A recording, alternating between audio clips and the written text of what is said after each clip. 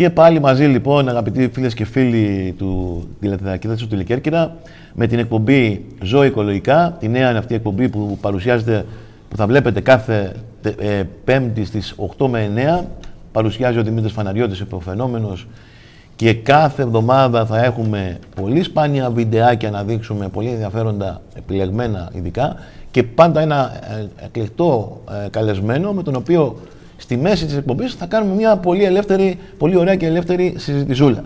Είδαμε λοιπόν στο πρώτο μέρος της εκπομπής, πριν τις διαφημίσεις, για όσους άνοιξαν την τηλεόραση τώρα, ότι είδαμε λοιπόν ένα βιντεάκι από τη θαλάσσια εισβολή που είχε, η οποία είναι αποτέλεσμα της κλιματικής αλλαγής. Λοιπόν, στο τρίτο μέρος της εκπομπής, μετά τη συζητησούλα με τον κύριο Γεωργιάδη, τον Ανδρέα που είναι μαζί μας απόψε, θα δούμε ένα δεύτερο βίντεο, πάλι για το ίδιο θέμα. Όσοι λοιπόν τώρα ανοίξατε τη τηλεόραση, μείνετε, γιατί πρέπει να το δείτε οπωσδήποτε αυτό το θέμα. Είναι σε πρώτη πανελλήνια μετάδοση από το Τηλεκέρκυρα και θα είναι το ζήτημα που θα μας απασχολήσει περισσότερο από όλα τα επόμενα 20 χρόνια. Έχουμε να λέμε, αγαπητές φίλες και φίλοι, ώρες ολόκληρες γύρω από αυτό το θέμα. Και αυτό θα σας εκπλήξει περισσότερο από όλα είναι τι είναι αυτό που προκαλεί τις θαλάσσιες εισβολές. Όλο με μία σε ένα είδος από τα τροπικές θάλασσες έρχεται και καταλαμβάνει τις μεσογειακές και εξαφανίζει όλα τα άλλα. Τι το προκαλεί αυτό? Και όμως είναι απίστευτο και όμως αληθινό. Μείνετε μαζί μας, γιατί μετά το τελευταίο δεκάλεπτο δηλαδή της εκπομπής θα δούμε αυτό το σπάνιο βίντεο και θα επανέλθουμε στο πολύ μεγάλο αυτό θέμα, το οποίο θα είναι το κύριο θέμα που θα απασχολήσει τις επόμενες εκπομπές μας επίσης. Σήμερα λοιπόν ο κύριος Γεωργιάδης, ο Ανδρέας, εκπαιδευτικός και εφευρέτης, είναι μαζί μας. Από πολλά χρόνια τον είχα και καθηγητή. Πολλοί από εσάς που μας βλέπετε τώρα τον είχατε καθηγητές. Οι πατεράδες κάποιων παιδιών επίσης που τον έχουν τώρα, που μας βλέπετε τώρα, τον είχατε καθηγητή. Μας έχει εκπλήξει με τις εφευρέσεις του. Αλλά σήμερα, επειδή όλα ξεκινάνε από την παιδεία και η εκπομπή μας θα στηρίξει τα θέματα παιδείας, διότι ο ακτιβιστικός αγώνας θέλει και καλή παιδεία για να προετοιμάσει τους επόμενους ακτιβιστές. Λοιπόν, γι' αυτό θα δούμε πολύ μεγάλη σημασία στα θέματα της παιδείας. Μια πάρα πολύ καινοτόμα πρόταση κατέθεσε ο κύριος Γεωργιάδης, την οποία μάλιστα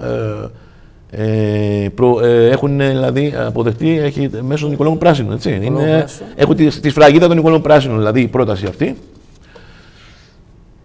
η οποία έχει να κάνει, κύριε Γεωργιάδη, με την βιωματική μάθηση. Η βιωματική μάθηση. Βιωματική μάθηση. Ευχαριστώ για τα καλά λόγια. Ορισμένες φορές είναι για μένα μια καλή επαλήθευση, αλλά καμιά φορά το λέτε και παραπάνω, δεν πειράζει. Είμαστε υποχρεωμένοι σε καθημερινή βάση, ειδικά ο εκπαιδευτικός, να αγωνίζεται καθημερινά να βελτιώσει την εκπαίδευση. Όπως ξέρουμε, η εκπαίδευση βρίσκεται σε τέλμα. Κακά τα ψέματα. Να πω κάτι. Μου έλεγε ένας φίλος από τους παλιούς. Παλιά, λέει, θυμάμαι, σχολείο, πριν, πολύ παλιά τώρα. Πριν βγει τηλεόραση τότε, παίρνανε τα παιδιά έξω και τους λέγανε το φεγγάρι είναι το βράδυ. Έτσι, του λέγανε το φεγγάρι είναι αυτό, το πρωί. Ο ήλιος είναι αυτός, το βλέπεις, αυτός είναι ο ήλιος. Και μετά πήγαιναν στο σχολείο και γράφανε περί αυτού. Έτσι. Το φεγγάρι είναι αυτό. Αυτό. Είναι πολύ περισσότερο, λέει αυτό από το ορισμό που θα δώσω στο σχολείο προσπαθώντας να το προσεγγίσω. Έτσι έχω συλλάβει εγώ την βιωματική μάθηση, η οποία γινόταν παλιά. Ναι. Όλα ξεκινάνε, φυσικά το θέμα αυτό είναι πολύ πλατή. Εμείς θα το συντομεύσουμε λίγο. Σε κάποια άλλη εκπομπή του Τηλεκέρκυρα πιστεύω ότι θα μιλήσουμε πάρα πολύ εκτενώς και θα έχει και κόσμο και άλλων οι οποίοι πάνω σε αυτό το θέμα να το συζητήσουμε. Γιατί οι απόψεις... Υπάρχουν 10 προτάσεις, 10 θέματα, 10 ζητήματα. 10 προτάσεις. Θα ήθελα, κύριε Γεωργιάδη, εν συντομία, γιατί δεν έχουμε και πάρα πολύ χρόνο, να πούμε ένα-ένα καταρχάς ονομαστικά τις προτάσεις, για να δούμε τι είναι αυτό το οποίο προτείνεται για να συμπεριληφθεί στην ελληνική παιδεία. Όλα ξεκινάνε, αρχίζουμε πρώτον. Όλα ξεκινάνε πού θα πάει το σχολείο. Η τοποθεσία λοιπόν του σχολείου, βεβαίως. Λοιπόν, χωρίς θορύβους, μακριά από τσιμέντο, μακριά από λέσχες και μπαρ. Προτείνεται λοιπόν μια αποκέντρωση του σχολείου σαν πρώτη πρόταση. Έτσι, να το πούμε έτσι. Το σχολείο πρέπει από τις πόλεις. Δηλαδή, όσο γίνεται πιο προς τη φύση. Πιο πολύ προς τη φύση. Αυτό δηλαδή έχει αποδείξει ότι επηρεάζει θετικά τη μάθηση. Σίγουρα, σίγουρα. Δεν το κουβεντιάζουμε και χώροι άνετοι. Δεύτερον, μικρά σχολεία. Μάλιστα. Και πλήρη εξάρτηση από ανανεώσιμες πηγές ενέργειας. Το σχολείο πρέπει να έχει θερμομόνωση. Αυτό είναι μια πρόταση μαζί, έτσι. Μαζί, μάλιστα. Ναι, θερμομόνωση, ηλιακούς θερμοσύφωνες, φωτοβολταϊκά τόξα, ανεμογεννήτριες, γεωθερμία, βιοαέριο. Και μείωση της ρύπανσης μέσω αυτών. Μέσω αυτών. Μάλιστα, ωραία. Άρα δηλαδή πρέπει να είναι, η πρόταση στην ουσία είναι να είναι μικρό σχολείο και αυτόνομο σε ενεργεία. Να βιώνουν τα παιδιά από μικρή ηλικία τις ανανεώσιμες πηγές ενέργειας. Μάλιστα. Όταν συνηθίσει το παιδί στον ηλιακό θερμοσύφωνα στο σχολείο, αύριο μεθαύριο θα βγει στην κοινωνία, θα ζητήσει να φτιάξει σπίτι του και να χρησιμοποιεί την ενέργεια του ήλιου στο νερό. Έτσι, πολύ απλά το μόνο. Κατόπιν, έχουμε τρίτον, πλήρη διαχείριση απορριμμάτων. Δεν εννοείται σχολείο να λέμε ότι να κάνουμε διαχείριση και να περιορίσουμε ταχυτά και στην κοινωνία και το σχολείο να μην κάνει τίποτα. Εάν δεν ξεκινήσει από το σχολείο η πλήρη διαχείριση όσων προϊόντων, σκουπιδιών να το πούμε, του σχολείου. Άρα λοιπόν η τρίτη πρόταση είναι πλήρης ανακύκλωση και κομποστοποίηση κτλ. Όλων των ανακυκλώσιμων υλικών, γενικά των απορριμμάτων μας, από τους ίδιους μαθητές, ώστε να το κάνουν σαν παιχνίδι. Φυσικά. Υπάρχουν στην Κέρκυρα, έτσι. Αυτά τα έχετε για να ξέρουν και οι φίλοι μας ακούνε. Αυτά τα είχαμε κάνει μια φορά. Ναι, και τα έχετε δοκιμάσει στο σχολείο αυτά μεμονωμένα όσο γίνεται, όσο μπορείτε. Δεν φέρατε. Ο κ. Φέραμε και τους κομποστοποιητές τότε και κάναμε την παρουσίαση, βεβαίως. Το θυμάμαι. Παρουσία και του αντιδημάρχου. Το είχε μεταδώσει και το κανάλι. Έτσι λοιπόν. Είχε ξεκινήσει, έχει ατονίσει, αλλά πρέπει να.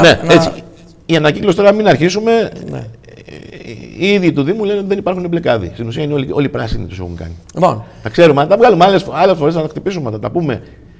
Έχουμε πολλά να λέμε. Το γιατί θα το πούμε. Έχουμε πολλά να λέμε. Τα βγάζουμε έξω. Έτσι δουλεύουμε. Θα βγουν για να κάνουμε. Τώρα, πρώτη εκπομπή, κάνουμε μια γενική εισαγωγή. Να πώς πρέπει να γίνεται, έτσι πρέπει να γίνεται. Τέταρτο. Διατροφή υγεία. Δεν εννοείται να πηγαίνει παιδί σχολείο το πρωί χωρίς να έχει φάει το πρωινό του. Και το πρωινό είναι υγιεινό. Πρέπει να δίνεται δωρεάν. Στο σχολείο βιολογικό πρωινό. Τελείωσε. Το φρούτο του και θα το συνηθίσει το παιδί σιγά σιγά. Αλλιώς δεν είναι εκπαίδευση. Δεν μπορεί να περνάνε οι ώρες και το παιδί στην τρίτη ώρα να κουράζεται. Ορίστε, γερές βάσεις για τον άνθρωπο. Πρωινό βιολογικό, κάθε πρωί από την ηλικία του σχολείου να το έχει έτοιμο. Γιατί δεν ξέρουμε αν μπορούν να φτιάξουν τα παιδιά. Αυτά τα σποράκια που τρώνε το πρωί με το γάλα. Η διαφορά του από συμβατικό σε βιολογικό στην ποσότητα που τρώει κάποιος είναι απειροελάχιστες δεκάρες. Γιατί λοιπόν να μην είναι βιολογικό, να μάθει και το παιδί από μικρό να λέει: κοίτα τι ωραία που τρώω βιολογικά. Πολύ καλή πρόταση. Θα το συνηθίσει. Ναι, νούμερο 5 τώρα. Ναι. Έσωσχολική αποσχόληση. Κάθε σχολείο πρέπει να έχει τέτοιες συνθήκες όπως τα δέντρα του, τους κήπους του, τα βότανα του, τα λαχανικά, τα παιδιά να τα πιάνουν στο χεράκι τους, να βιώνουν. Τώρα κατάλαβα. Εσωσχολική απασχόληση. Σε πράγματα τα οποία μπορεί ο άνθρωπος να το κάνει σπίτι του, στον κήπο του. Αυτό είναι. Από εκεί θα ξεκινήσει. Δηλαδή, τι περιλαμβάνει η εσωσχολική απασχόληση, καλλιέργεια. Είναι κατά το δυνατόν. Μπορεί σε άλλα μέρη πολύ μεγάλα, σε άλλη σε μερικό περίοδο, μπορεί ας πούμε τα βότανα. Τα βότανα να μην υπάρχουν γλάστρες με βότανα, να τα βλέπει το παιδί να τα μυρίζει. Βασιλικό, θυμάρι. Να ξεκινήσει. Δεν ξέρουν τα παιδιά, εδώ δεν ξέρουν το φύλλο της ελιάς. Να πω την αλήθεια, η Κερκύρα το έχω ζήσει αυτό. Λειτουργία εργαστηρίου παραγωγής. Άκουσα ότι σε σχολείο που επισκέφτηκαν κάποιοι τα παιδιά, κάποιο παιδί είχε την εντύπωση, είπαν πολλά παιδιά, ότι η πατάτα βγαίνει από την πατατιά που είναι δέντρο. Και πάμε λέει και την άζουμε. Αυτά έχουν υποθεί πάρα